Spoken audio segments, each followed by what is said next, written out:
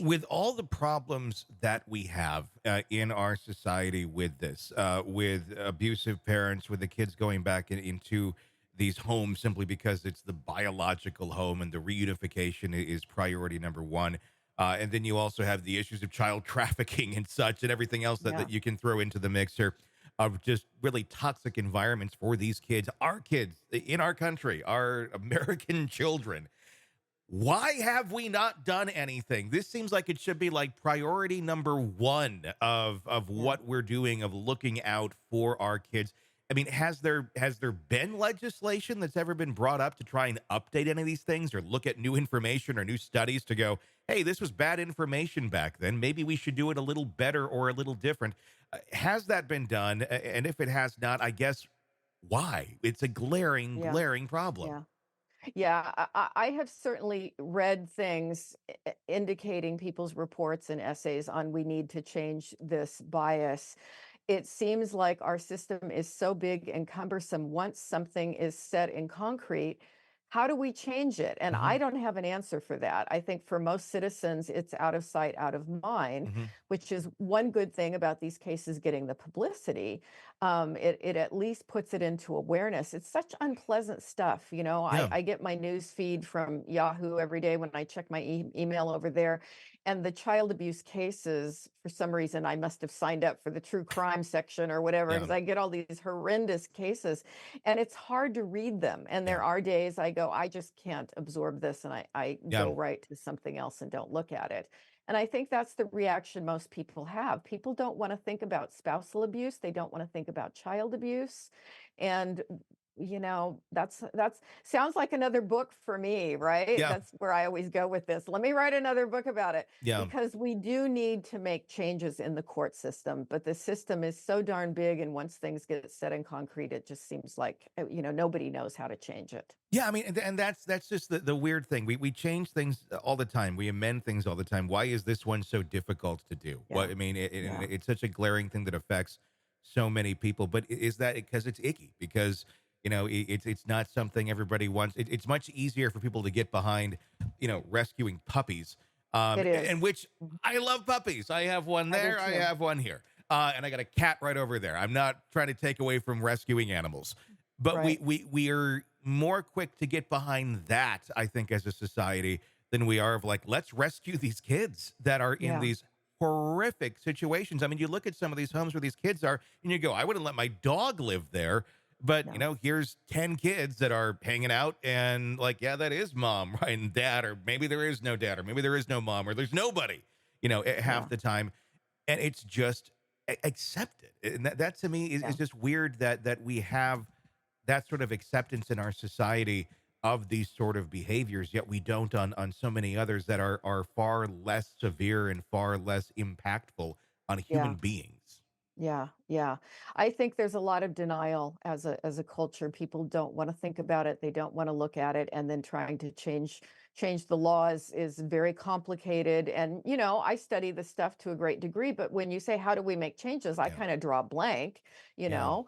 And I promise I will spend the weekend looking at this more closely because I'm motivated. This Yeah. Watching this bit of trial, it just made me ill. It Yeah. just made me ill There, what that child went through. there's so many things you can look at this, and it's not a business that somebody's running. It's trying to raise a child, but you can look at all the parts here that were glaringly wrong and go, well, this was wrong. The person that's testifying, especially like the CPS workers and stuff, like they're doing what they have to do. They are so Right. limited on their resources. They are simply Yeah.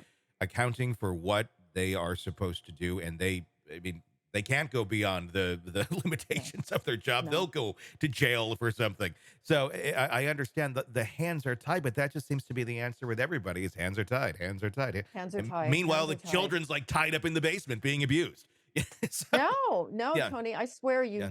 you've just motivated me to write another book that people will say, "Oh, that's unpleasant. I don't want to read that Yeah. one." But, That's why you but need to we put need to puppies do on the that. covers. Like just puppies and kittens on the cover, and you make it about rescuing puppies and kittens, and sometimes, oh, what's puppies and kittens? It's about kids.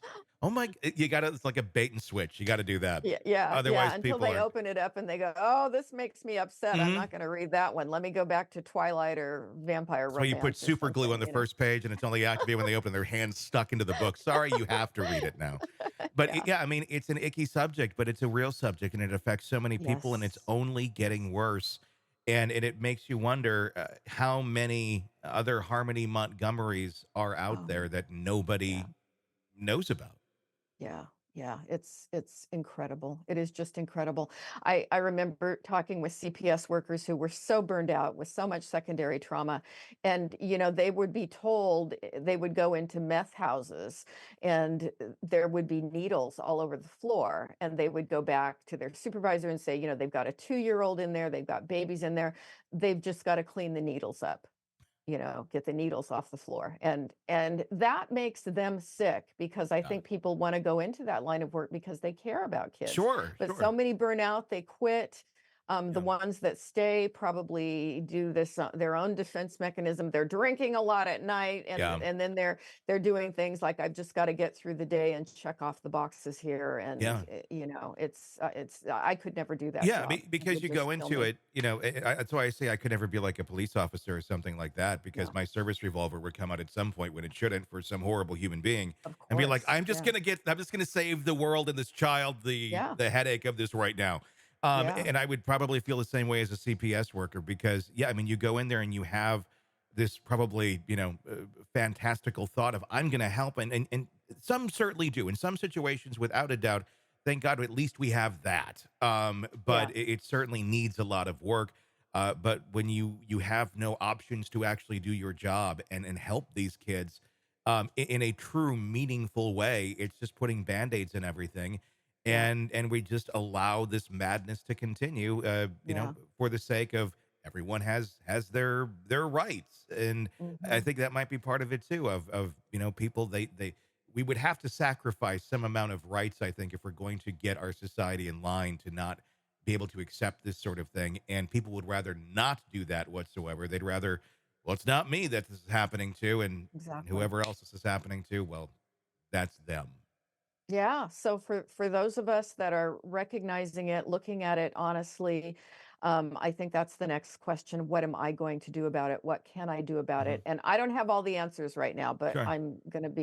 I'm hit emotionally by this case. And yeah, I'll Yeah. I'll be looking at that closer. Next week, you will have all the answers for the I rest of the hope world. Yes, so. we will solve the world's problem on this by Yeah. next week. Yeah.